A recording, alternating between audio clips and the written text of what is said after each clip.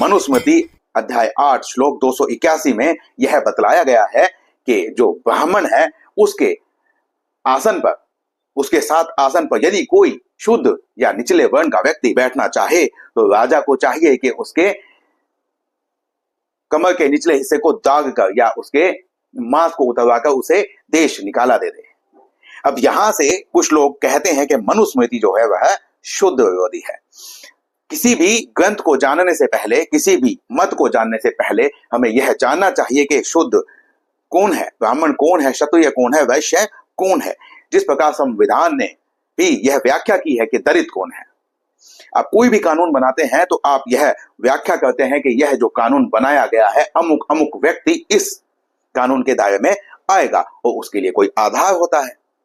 जन्म पुराण यहां पर यह कहा गया है जन्म ना जायते शुद्ध, अर्थात जन्म से सभी शुद्ध होते हैं। संस्कार लेने के बाद वह द्विज हो जाते हैं और जब वह विद्या को ग्रहण करते हैं तो विद्वान हो जाते हैं और जो ब्रह्म को जानता है वही ब्राह्मण है।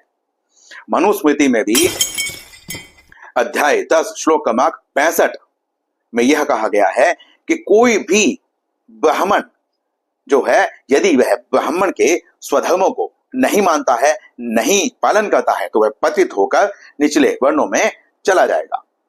जबकि यदि कोई शुद्ध व्यक्ति है जो ब्राह्मण के स्वधर्म को अपना रहा है तो वह ब्राह्मण कहलाएगा। यह मनुस्मृति कहती है। श्रीमद् भगवद गीता में भगवान कहते हैं चातुर्वर्ण्यम मया सृष्टम गुण कर्म विभागशः तस्य कर्तारम अपि माम कर्तारम अव्ययम। भगवान ने यहां पर यह कहा कि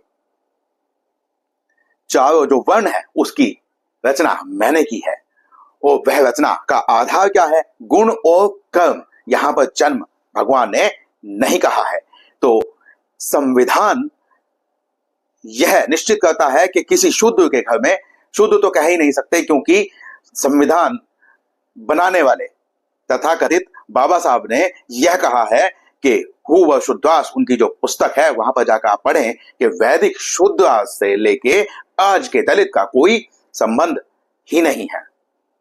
तो संविधान ही यह व्यवस्था करता है कि दलित के घर पैदा होने वाला चाहे वो कितना ही महान संत बन जाए, चाहे कितने ही महान पद पर चला जाए, वह सदैव दलित ही रहेगा।